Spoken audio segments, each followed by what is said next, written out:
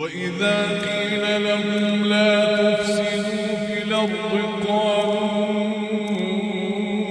إنما نحن مصلحون.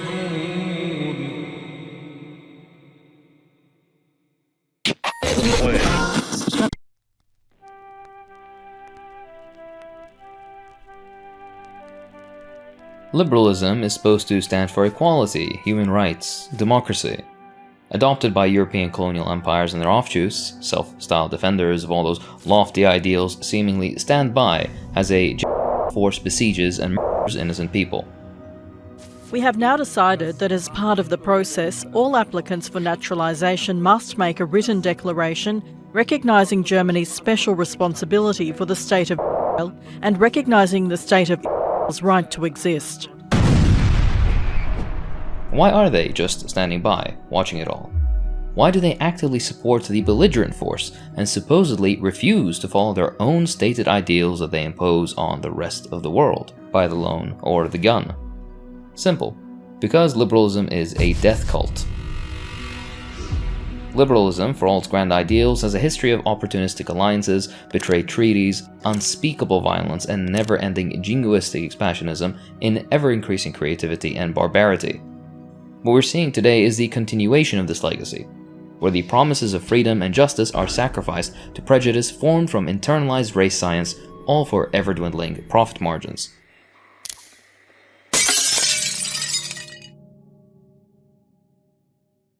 Back to the video in just a minute. Let's hear from today's sponsor, Incogni. Let me take your attention to two articles. Just last month, a massive data breach involving the National Public Data Company exposed sensitive personal information of millions of people, including their social security numbers. This breach is considered one of the largest ever, affecting millions of individuals. The National Public Data Company is a data aggregator that collects information from various sources without your knowledge or consent, which allows for massive breaches like this to happen in the first place. Having your information online can expose you to various dangers such as scams, identity theft, online harassment, and stalking. Data breaches like those just mentioned can leak plenty. Your name, social security number, login credentials, home address, location history, and online activity into online databases. Anybody determined enough can access your personal details through people's search sites. Many data brokers sell this bulk data to companies, which may use it to target vulnerable and disadvantaged groups. Now that you're aware of the issue, let's talk about the solution, Incogni. Incogni contacts data brokers on your behalf, requests the removal of your personal data, and handles any objections they might have. Through an automated process, Incogni ensures your data stays off the market by making repeated removal requests. That's why Incogni's annual subscription is so valuable. It continuously protects your data privacy for as long as you're subscribed. For my viewers, you can get an exclusive 60% off an annual Incogni plan using the link below with my code HAKIM. How do you get started? First, create an account, grant Incogni the right to work for you by contacting data brokers on your behalf, and kick back as Incogni requests your personal data removal, handles any objections from data brokers, and keeps you updated on their progress every step of the way. So what are you waiting for? Click my link in the description, use the code HAKIM, and get your 60% off an annual Incogni plan and start protecting your data today. Thanks to Incogni for the sponsorship. This allows me to pay my editor fairly, which is much appreciated. Alright, back to the video. It's old news by now, I hope, at least, that freedom-loving Western liberal governments, particularly the United States, have been staunch supporters of the ethno-state since its inception.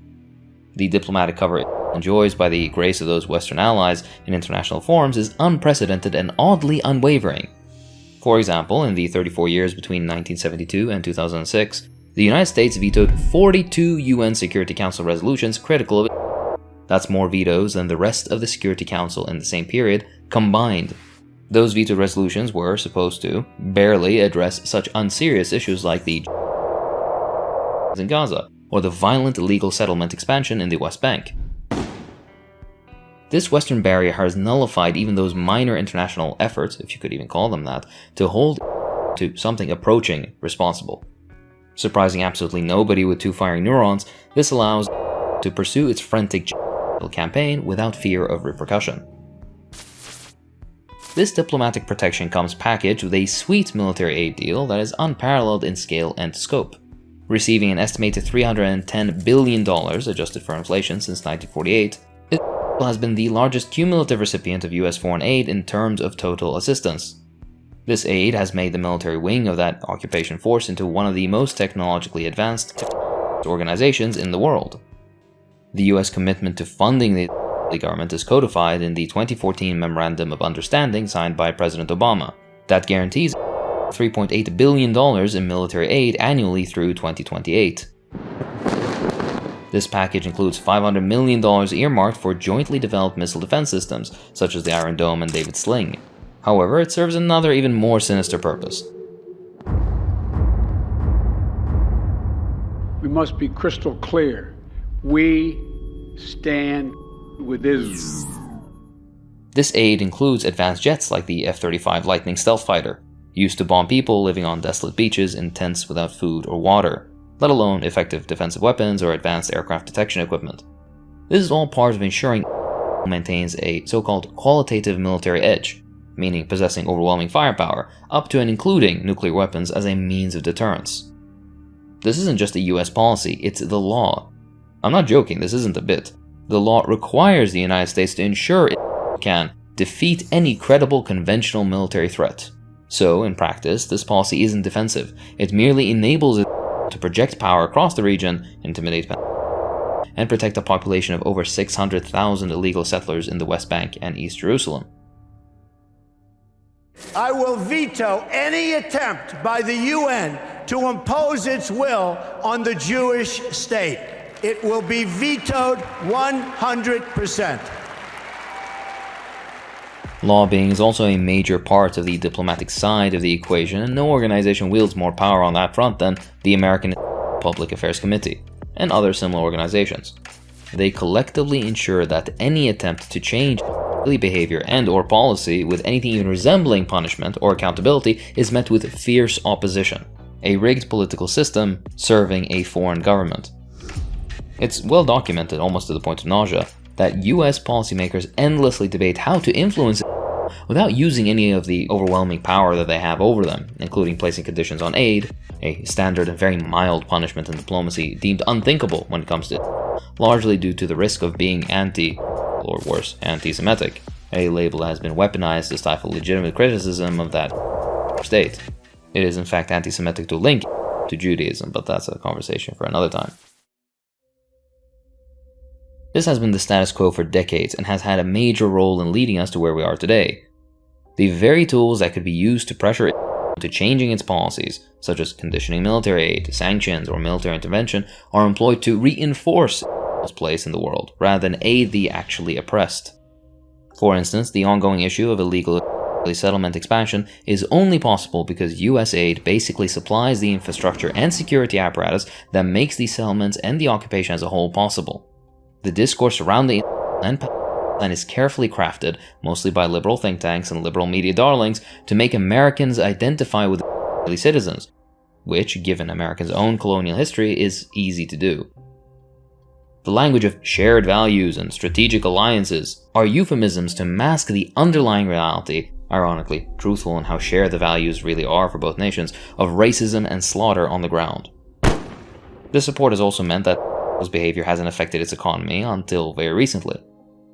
While it begins to suffer limited consequences due to their ongoing genocide of Palestinians, that state stands as the 14th richest so-called country per capita. Based just on this, without looking at anything else, Americans should be outraged that US aid to the occupation remains so substantial and unconditioned while they themselves suffer without healthcare and shelter. This level of support is slowly becoming difficult to justify, but it isn't at the level yet to make any real difference. Conveniently overlooked in all this is the fact that the occupation's actions are fundamentally at odds with the stated values of democracy and human rights that on paper these liberal governments claim to uphold. Meanwhile, their vassal state commits and we're not supposed to blink an eye. The humanitarian impact of these policies has been devastating. Current reports have only been able to account for a fraction of the likely total death toll. The Lancet recently pointed out that it could be, conservatively, over 186,000 people. They only show the 40,000 number because that's the number of Palestinians that have been identified, an insultingly low figure. These aren't and should never be just numbers. They represent tens of thousands of lives lost, families shattered. The US and other liberal governments are accomplices in this violence, and if the ICC had any teeth or real integrity, there would have been a lot more arrest warrants issued.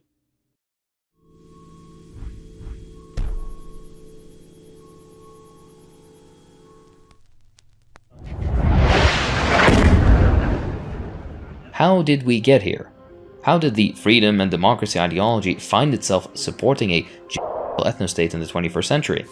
To answer that, we'll go back to the 18th century, and back in the glow of the so-called Enlightenment. It's around this time that liberalism, once a fringe idea, begins to gain traction. As a result, this period is often romanticized by liberals as the dawn of reason, when values such as individual liberty, rule of law, and of course the right to private property became the cornerstones of what we call liberalism.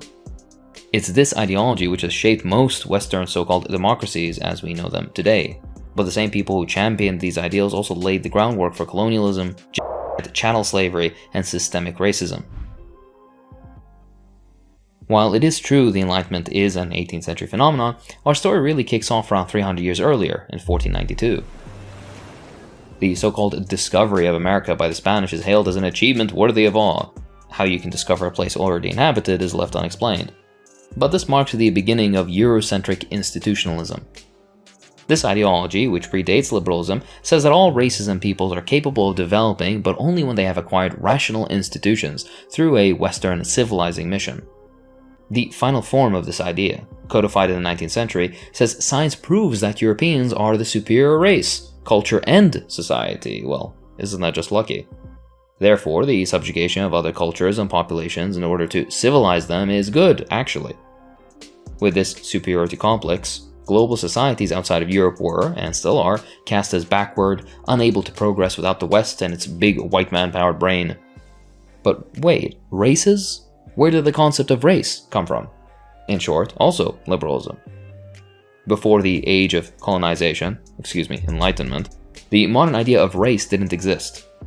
Race, an arbitrary hierarchy based on supposed biological differences, was purpose-built to justify the brutal, inhumane treatment of non-European peoples in a variety of degrading ways.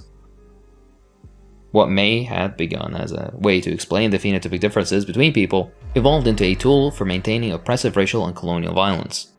Today, this racial classification is part of the foundation for the general exploitation of the global South that persists to this day. Enter John Locke, the father of liberalism. Locke is famous for his supposedly unique and original advocacy for life, liberty, and property. But while Locke railed against political slavery imposed by absolute monarchies, he had no qualms about the literal enslavement of African peoples. In fact, Locke was directly involved in the transatlantic slave trade, holding investments in the Royal African Company. No points for guessing what they did. Unsurprisingly, Locke's views on indigenous peoples were no less horrifying. He saw them as obstacles to progress, due in part to not understanding complex concepts like property or the value of labor, things indigenous people everywhere had but valued differently. It's Locke who gives future genocidal maniacs one of the most powerful racist ideas of all time.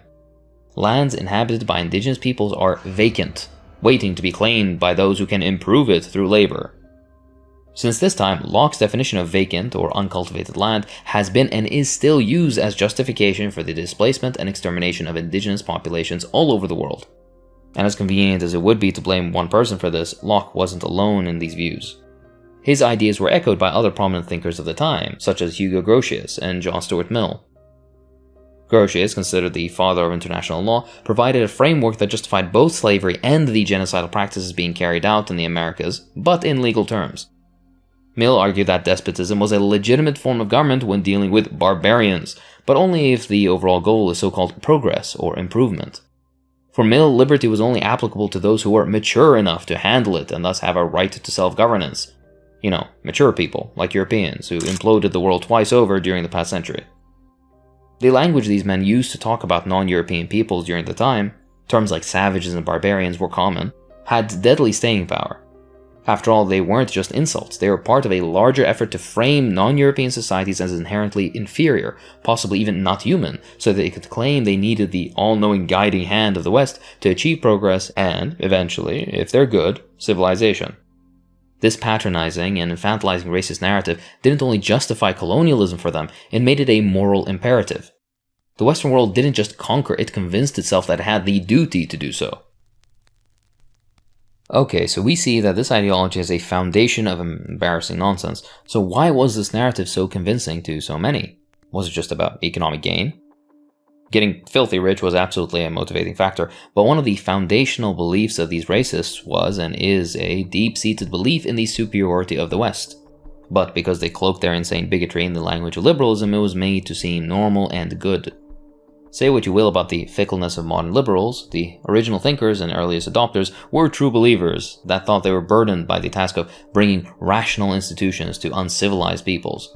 It is disturbing to learn just how deeply embedded and foundational racism is to liberalism. Without this foundational racism, how could anybody justify the horrors of colonialism? Western Europeans, so completely insecure about their place in the world that they had to dream up hierarchies with them on top, had to dehumanize those they were colonizing and did so with alarming efficiency. This toxic ideology paired with advancements in weaponry, such as firearms, allowed European powers to spread like a plague. Not because of any inherent superiority, but because of economically derived jumps in productive capacity that increased productivity and military efficiency. Materialism 101. History is long, and the same thing happened essentially by chance and social change in ancient Iraq, in the Far East, amongst the magnificent powers of the Andes, and eventually in Western Europe. Only Europe, however, developed an international institutionalized system of colonial violence via the steam engine and pig iron. Back on track in 2 centuries prior, though, sadly this colonial violence and exposure to diseases from which indigenous people had no immunity allowed European nations to, more easily than ever before, gain control over vast resources and accumulate previously unimaginable amounts of wealth. The reliance on slave labor to provide a decisive advantage in the global economy all but guaranteed extremely high profit rates. The discovery of precious metals in the Americas, the explosion of cash crops, and the conquest of Asian and African territories were all part of this process. A process that Marx famously described as the rosy dawn of capitalist production. The West's appetite for so-called progress, by the brutal exploitation and displacement of millions from their land, was ravenous. The Caribbean, Central America, South America, various coastal and inland regions of Africa, Asia, and Pacific Islands were all affected by this insatiable drive for resources and wealth. The parallels to modern-day rhetoric are striking. Think about the language used in the so-called War on Terror, for example. Terms like and rogue states serve a very similar purpose to savages and barbarians, which are now only used by the old-school lunatics and talking heads. They dehumanize, they create another, and they justify intervention for material gain and profit margins.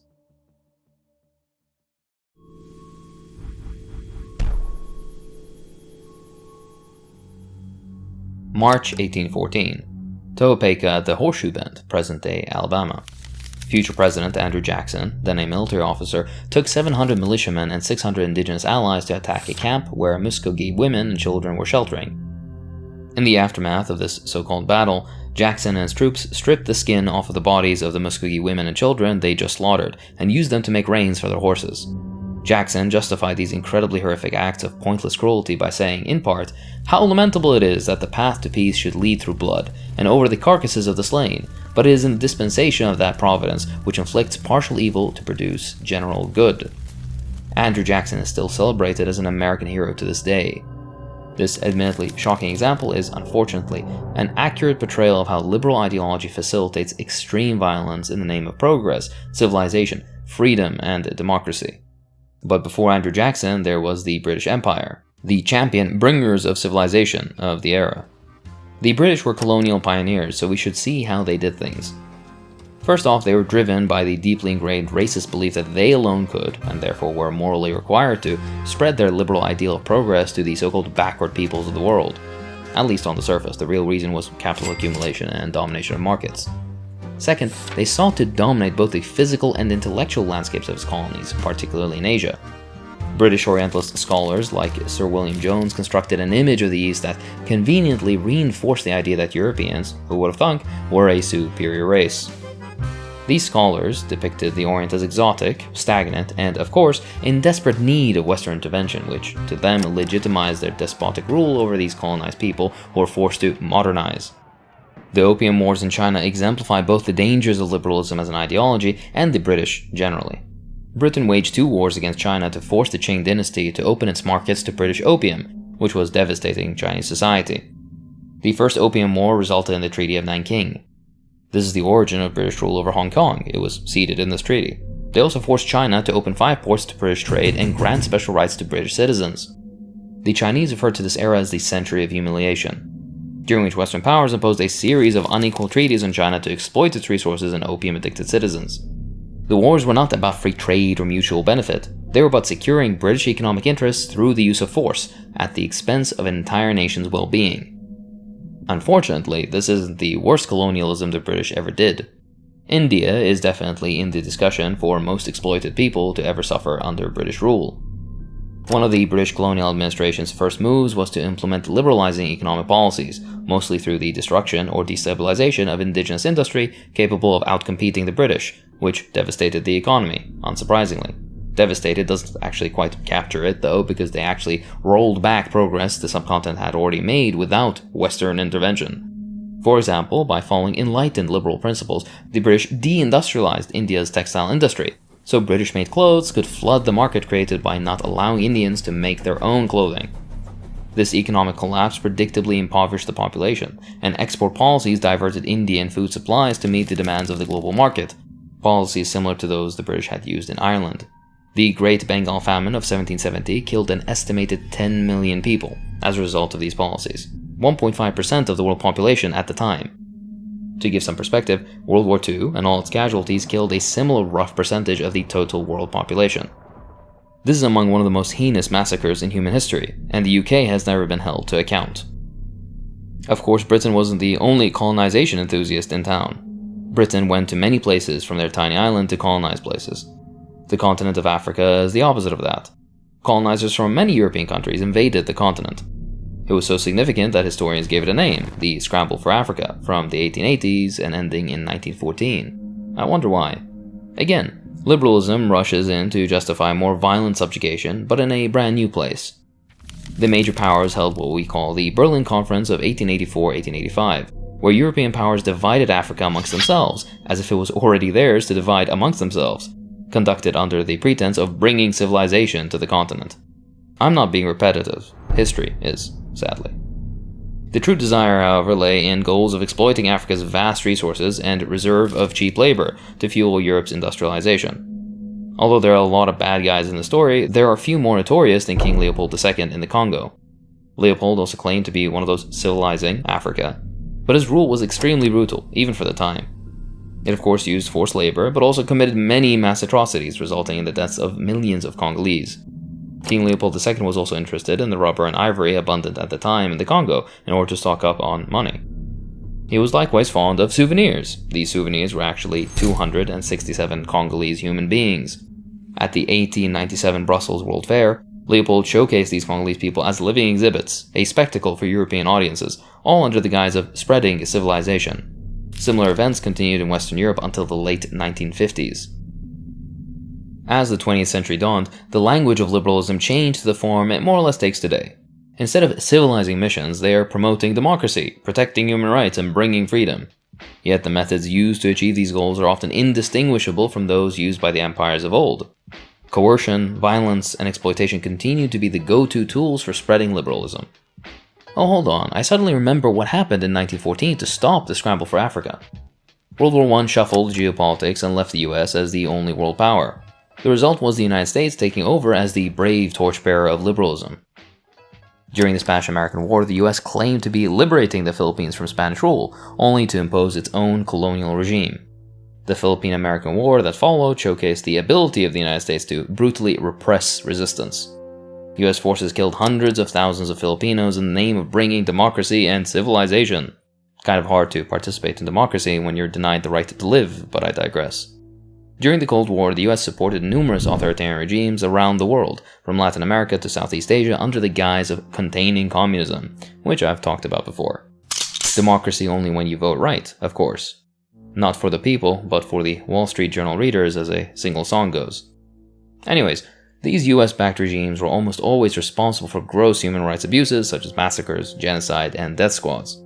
They were propped up because they served some esoteric US strategic interest or another. The US-backed coup in Guatemala in 1954, for instance, led to decades of civil war and repression, with tens of thousands of civilians killed.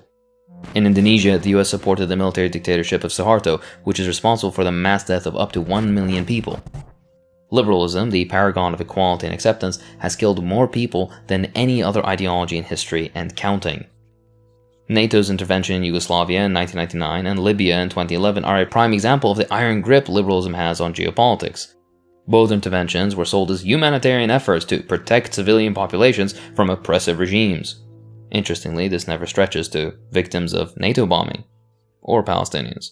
In Yugoslavia, NATO justified its bombing campaign by claiming it was necessary to prevent an ethnic cleansing in Kosovo, despite the fact that most atrocities had occurred after the bombing began.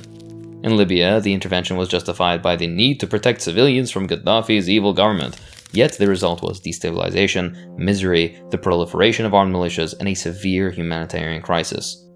In both cases, rather ironically, the rhetoric of human rights was used to justify actions that led to widespread suffering and death. Once Western geopolitical and economic goals were met, the feigned worry over the lack of human rights and democracy disappears overnight. It's not just military operations, invasions, or bombings. Sometimes all you need is a simple grift to colonize a country. The late 20th century saw the invention of one such crime referred to as the Structural Adjustment Program by the International Monetary Fund and World Bank. These programs are forced onto exploited, usually global south countries, desperate for any assistance. These programs require countries to implement strict, sometimes devastating neoliberal austerity measures in order to receive these loans in exchange for the sovereignty, meaning that the unelected IMF and World Bank are allowed to dictate a significant amount of policy for entire countries. In Argentina, for instance, the adoption of structural adjustment programs resulted in widespread poverty, unemployment, and social unrest as public services were cut, industries were privatized, and the economy was open to foreign exploitation. In Jamaica, the implementation of structural adjustment programs led to the collapse of local industries, increased unemployment, and a rise in poverty, as the country was forced to open its markets to cheap imports from the US and Europe. The impact on Africa of these neoliberal policies continues to be particularly problematic. Newly independent countries were forced to open their economies to foreign corporations who then would proceed to steal the country's resources and wrote their economic policies for the benefit of the former colonizers, who continue in the same trend though by different methods. Privatization of public assets, ending most or all welfare programs, and liberalization of trade deepened poverty and inequality across the continent. This is in stark contrast to the path many Western European and North American nations took, in which they were heavily protectionist. Rules for me, not for thee, or the other way around, I guess. In Zambia, the privatization of the copper mines, a key source of national revenue, led to massive job losses and a decline in social services as the profits from the mines were siphoned off by foreign corporations. The legacy of these policies can still be seen today, as many African countries struggle with artificial debt, economic instability, and underdevelopment following centuries of colonialism. The International Criminal Court, established to hold leaders accountable for war crimes and atrocities, has disproportionately targeted African leaders and other non-Western allied countries, while Western leaders and their most special allies responsible for similar crimes have often escaped anything even smelling like justice. The case of Sudanese President Omar al-Bashir, indicted by the ICC for crimes in Darfur, is a perfect example of this disparity. While al-Bashir was held accountable for his actions, far worse crimes committed by Western-backed leaders like Yoweri Museveni of Uganda and Paul Kagame of Rwanda were largely ignored. Museveni and Kagame, despite their involvement in significant crimes against humanity and genocide, were part of the super special group of Western allies that gets to have their actions excused because they align with Western interests. This selective justice is not just a product of institutional bias, an outgrowth of Western-founded institutions, but reflects liberalism's cold truth. Anything hegemon wants, hegemon gets. Sounds a lot like monarchy, doesn't it? And where has the so-called Fourth Estate, the noble journalists, been during all of this? Have they been speaking truth to power, holding leaders accountable? No, more often than not, the liberal media machine frequently acts as a mouthpiece for these liberal governments and carries weight for their various atrocities. The easiest example I can point to is the run-up to the 2003 Iraq War. The US media parroted the Bush regime's justification for the illegal, unprovoked invasion, while significantly downplaying the threat to innocent civilians and amplifying the lies the US government was peddling to the entire world. Even after the invasion, the media continued to focus on the shortcomings of Iraq's defunct regime rather than the ongoing atrocities committed by US forces, with new revelations coming out even now. This pattern of selective outrage and selective justice is not unique to the US or its allies. It is a feature of liberalism, not a bug. As we look around the world today, we're seeing the same patterns repeating themselves. Same justifications, same atrocities, only the names change. The legacy of colonialism isn't just history, it's also the present.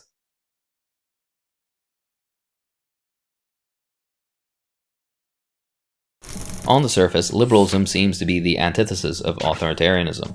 Yet beneath the thin surface of noble-sounding slogans lies an undeniable and historically consistent fact. The liberal state, in its quest to maintain order for the economic ruling class and to protect property, resorts to authoritarian measures that make their professed commitment to freedom and democracy pretty hollow.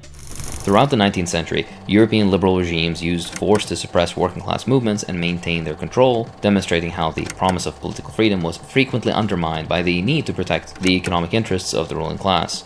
Such contradictions within liberalism represent the first cracks in its foundation, cracks that would widen dramatically in the face of the crises of the early 20th century. The First World War, the Great Depression, and the Second World War created a highly charged environment where radical ideologies of all kinds gained popularity, such as communism. But as the left rises, so the right rises to meet it. Enter fascism. The ingredients for fascism proper were practiced in different ways throughout the 18th and 19th centuries all over Europe, particularly by European colonial powers on their subjects. Conditions created by these consecutive crises allowed fascism to flourish, which was, in many ways, a reaction to the failures of liberalism, which promised to restore stability and national pride. So as the liberal states of Europe struggled to cope with these decades of upheaval, they began to rely more and more on authoritarian measures to maintain order, exposing the hollowness of their promises, which made the fascists' more overt authoritarianism appear equally legitimate to many. More egregiously, when the power of the economic ruling class was actually threatened, liberals always and without exception rushed to ally with fascist forces against the left. It happened in Weimar Germany, it happened just now in France. To fully understand how liberalism enables fascism, we need to examine Mussolini's Italy and Nazi Germany, two of the most striking examples of liberalism's failures directly contributing to the rise of fascist regimes. Germany's Weimar Republic, a liberal democracy established in the aftermath of World War I, was created in a moment when the country was on the verge of total political collapse. The Treaty of Versailles saddled the country with war reparation payments that left the country broke. The massively powerful far left was systematically suppressed and kept out of power, further deepening the crisis as the liberals stood only to serve their own class interests, as usual. They didn't have any real solutions otherwise. Well, they did. They just served the interests of the ruling class. The Great Depression gripped the world, and the Weimar Republic's inability to address the economic collapse further eroded public confidence in liberal democracy. Unemployment soared, and the middle class found itself destitute and disillusioned. This economic and social turmoil would be weaponized by Hitler and the Nazis to gain support and demonize their enemies. All this led many Germans to lose faith in this liberal experiment. This loss of faith helped facilitate the rise of the Nazis with their grand promises of national revival and law and order to gain support. Meanwhile, the liberal emphasis on individualism led to a fragmented society where collective action became increasingly difficult, especially after the left was systematically kept out of power. At every turn, liberalism either stumbled into or directly aided the rise of fascism. Hitler's rise to power was not the result of popular support, it was facilitated by conservative and nationalist elites who viewed him as a bulwark against socialism and a tool to restore order. German industrialists, who had benefited from the liberal economic policies of the 1920s, saw in Hitler a means to protect their interests and stave off the threat of communism. German businessmen placed their faith first in Chancellor Brüning and then in General Schleicher, hoping they could salvage something from the aftermath. When the hopes were dashed, many turned to Hitler, who promised to protect their status, wealth, and private property, even as he dismantled the liberal democratic institutions that provided that wealth in the first place. The relationship between German business and the Nazi regime was indicative of how quickly liberal allegiance to capital led them to work with or even support the Nazis. Their initial wariness of the Nazis was resolved once they started profiting from the regime's policies. The intertwining of profits, politics, and technology in Nazi Germany was nowhere more evident than in the case of IG Farben. The chemical company, which became deeply involved in the regime's plans for rearmament and extermination of the undesirables, had become one of the largest private companies in the world. Their collaboration with the Nazis led to a majority of their wealth and success being directly tied to the Nazi state. The massive rearmament programs of the late 1930s also included well-known car companies like Daimler-Benz and BMW. These companies became integral to the war effort by producing military vehicles and aircraft engines. Business collaboration with the Nazis wasn't confined to domestic firms either. This collaboration extended over the Atlantic Ocean to the United States, where IBM is headquartered. IBM produced technology that was used to manage logistics and ultimately facilitate the Holocaust. Their punch card machines were integral to the Nazis' ability to process vast amounts of data, including tracking Jews and other targeted groups for extermination. This cooperation was done with the full support of IBM leadership. In fact, the CEO at the time, Thomas Watson, actively sought to expand his business in Nazi Germany despite full knowledge of the regime's brutal, genocidal policies and rhetoric. What were the liberal intellectuals and cultural elites in Nazi Germany doing? Were they standing up against this oppressive regime? Did one of their leading newspapers change its tagline to "Democracy dies in darkness"? No, quite the contrary, actually. German intellectuals like Carl Schmitt played a pivotal role in legitimizing the Nazi regime's destruction of Weimar's so-called democratic institutions in the eyes of the public. Schmitt had been a critic of the Weimar government and provided the ideological framework and justification for the dismantling of Weimar's liberal democratic institutions, emphasizing the need for a strong, centralized authority. Now let's turn from the most notorious fascist regime to the birthplace of modern fascism, post-World War I Italy. It was, much like Germany at the time, a nation in chaos. The liberal constitutional monarchy was completely unable to address the economic crises, nor the growing anger among the working class. The far left was systematically suppressed. Again. Predictably, the Italian state increasingly relied on regular Italian military and paramilitary groups, such as the fascist Black Shirts led by Benito Mussolini, to maintain order. They were employed to, among other things, crush socialist movements and restore law and order. Mussolini, LARPing as a self-styled Roman general, marched on Rome in 1922 and conducted the least dramatic coup of a liberal government, maybe ever. This was due in part to the fact that it had all but lost the will to govern effectively. King Victor Emmanuel III, under pressure from liberal elites and entirely too old to fight back, feared a socialist revolution more than a fascist coup. He handed power to Mussolini, legitimizing fascism on the world stage, yet again, within the bounds of liberalism. This decision was not an isolated incident, but as with Hitler in Germany, a pattern of behavior firmly rooted in liberal ideology. Faced with an existential crisis, liberal governments choose to ally with or appease fascist movements to preserve the status quo, to preserve the interests of capital. Once in power, Mussolini wasted no time in dismantling Italy's democratic institutions. He censored the press, imprisoned or exiled political opponents, and evaded all public and private life. The consequences of Mussolini's rule were not only felt in the restriction of political freedoms, but also in the entrenchment of authoritarianism in society. The regime's policies reinforced the position of the wealthy and the powerful and worsened existing social inequalities, while crushing any and all opposition from the left. Just as in Germany, Italian intellectuals and cultural figures, who became disillusioned with the failures of liberal democracy as they saw it, enthusiastically supported the fascists. Italian philosopher Giovanni Gentile, once a staunch liberal, became one of Mussolini's most prominent intellectual allies and expressed a vision of the state that was in direct opposition to liberal ideas of individual rights, freedom of the press, etc. Gentile's philosophy placed the state over the individual, providing a homegrown veneer of intellectual credibility to the otherwise empty ideology that fascism is. Even the arts and culture betrayed their precious liberal values in both Italy and Germany. Artists and writers alike fell victim to the enticing magical promises of their respective fascist leaders because they were disillusioned with a liberal order that had completely failed them. Socialism was the ultimate heresy, and seeking hegemonic class interests, they found in fascism a new source of inspiration and pride. The Nazi regime's promotion of a distinctively Germanic culture, whatever that was, free from the multiculturalism and individualism of the liberal Weimar era, was attractive to those who sought to reclaim a lost, mythical national identity.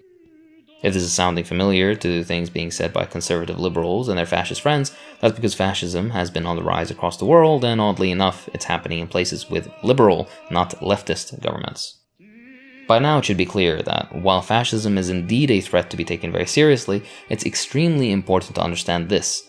When liberalism, and by extension capitalism, finds itself threatened by crises, it will always, sometimes reluctantly, sometimes enthusiastically, cling to fascism, believing that nothing the fascists could do could ever be worse than what the left would do if it took power. This is because the left would remove all the elites from their pedestals and force them to live like regular people. The fear of losing power over others, and, more importantly, losing capital, is the sign of the severe insecurity of liberalism. Europe only broke with its bewitchment with fascism when the writing was on the wall. Communism is rapidly approaching, and we need to rehabilitate the old enemy to fight the new. As General Zhukov said, we have liberated Europe from fascism, but they will never forgive us for it. What of the Holocaust and concentration camps? The West, rife with its concentration camps for Libyans, Cherokees, and Namibians, were suddenly reminded of its liberal ideals and came to the conclusion that the Jews of Europe were, in fact, white, and hence the crimes were reprehensible. No such remembrance or atonement has been made for any other population based on nothing more than racialized hierarchies made up by the same diseased minds. We need to atone because they were white. The Libyans, Cherokees, and Namibians were not.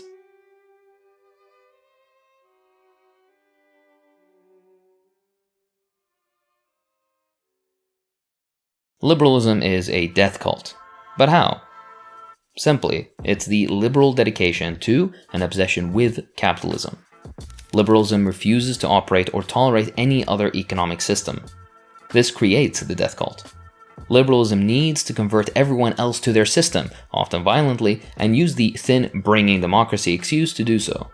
It doesn't bring democracy, of course. What they really bring is capitalism, and a capitalism that specifically benefits them solely, the rule-based order.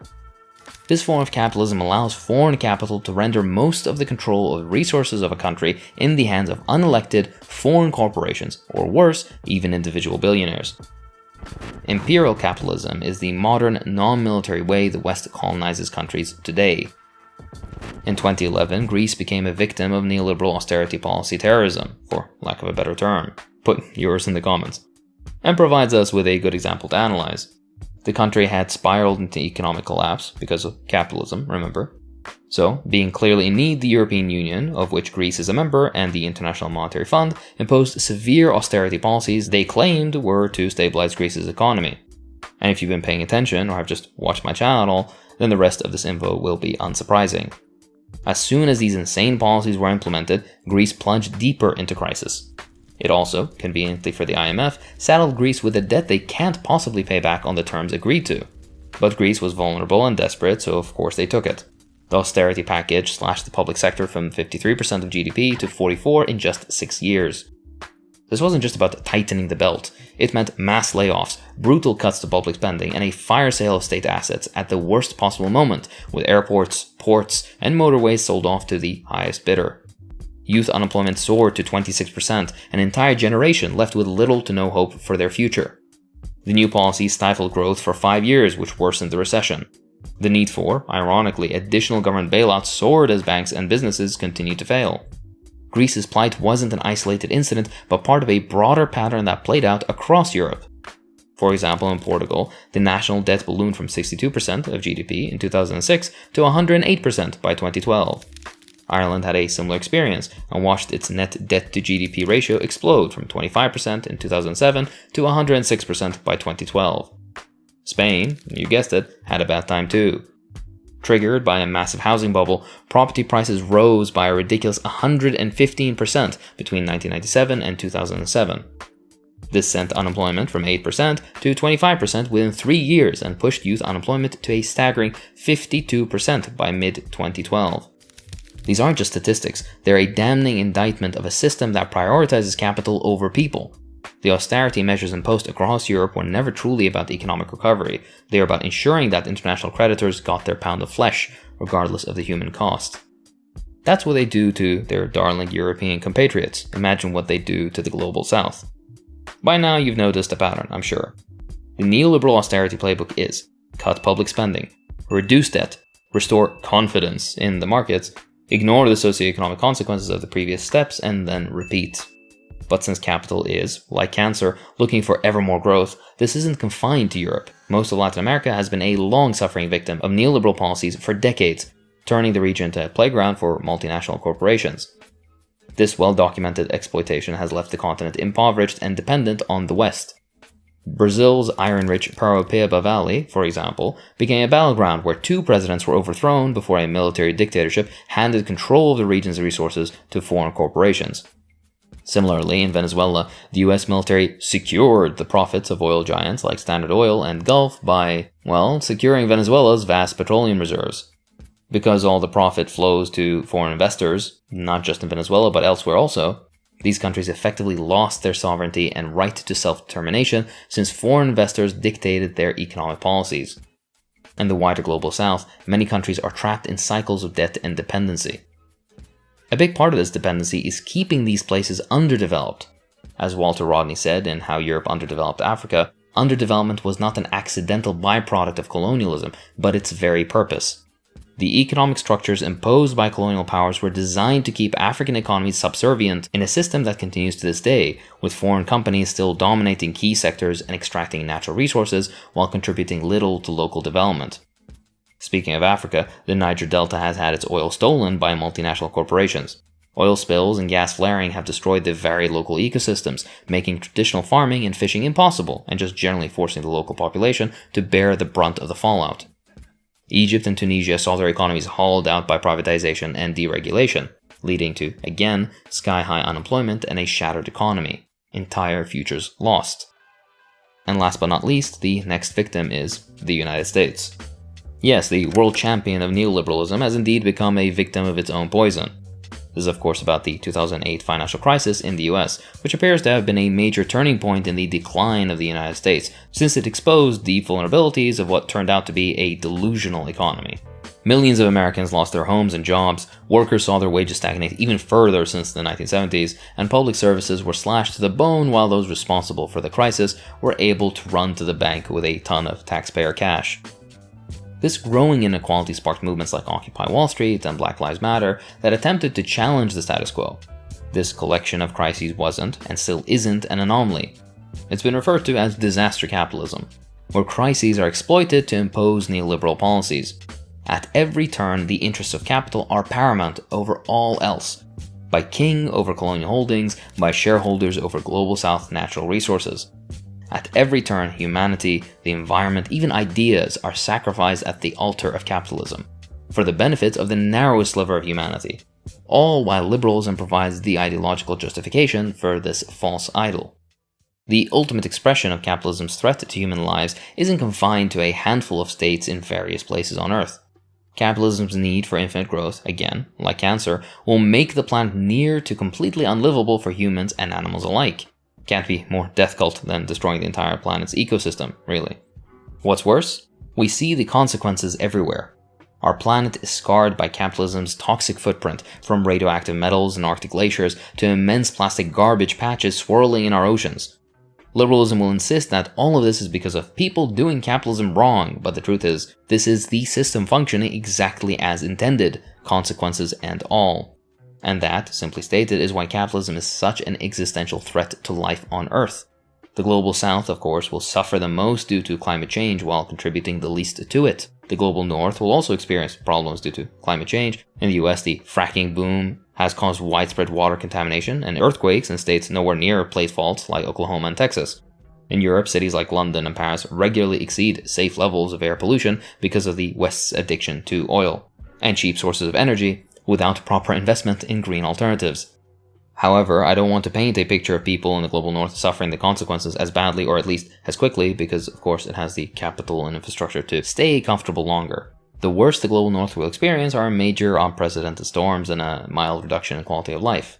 That is, of course, only if it can successfully resist the global rise of right-wing extremism. The fate of the global south, however, is far more dire.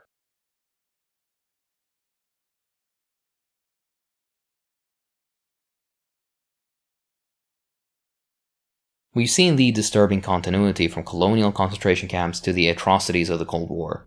The crimes of liberalism, the secular heresy spread by the bloodiest sword around the world, still spills immense suffering and will continue long after this terminal decline of Western European hegemony. Despite its overwhelming barbarity, it's the global south that pays for the crimes of Europe, be it the Holocaust, colonialism, or climate change. This isn't a story about isolated incidents. It's a thread that runs through time, linking racialized domination with modern ideology and technology. Liberalism, despite its high-minded rhetoric, has consistently upheld the very forces it pretends to oppose for the service of capital. This pattern is undeniable. Liberalism promises progress, equality, and human rights, but delivers colonialism, capitalism, suffering, and death justified by calling it a civilizing mission, or some other demeaning goal that assumes the superiority of one group over another.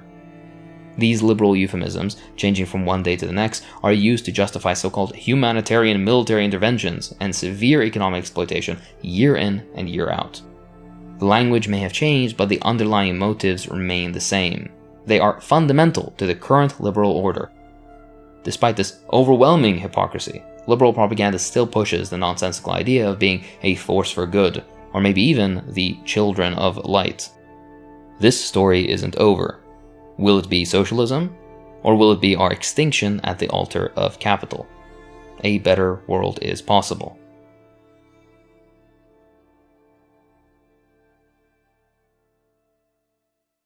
And that's that. A little bit more candid than usual, I would really like to thank my patrons. This is absolutely impossible to do without their help. This project, as you may have noticed, is way bigger than my usual ones. I would like to make more of these and make them more technically sophisticated with the editing, as well as generally more eye-catching. This is usually financed through my sponsors, who allow me to pay my editors much more fairly than I'm paid as an emergency ward physician. Hint hint, it's public healthcare, it's not very much. Regardless, because of my particular positions specifically regarding Palestine, these sponsors have found it a bit more difficult to work with me, I guess.